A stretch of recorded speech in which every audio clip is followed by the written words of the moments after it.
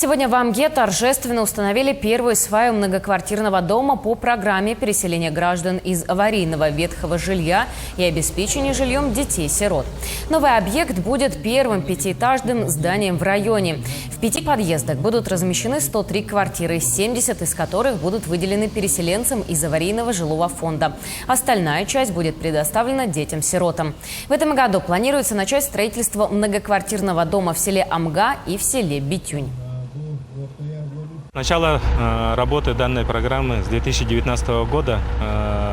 Общая аварийная площадь по состоянию на 1 января 2017 года у нас составляла порядка чуть более 13 тысяч квадратных метров. Из них порядка 8 тысяч квадратных метров мы уже переселили.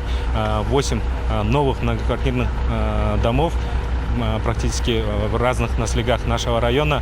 И по этапу 2023 года осталось достроить нам 3 многоквартирных дома.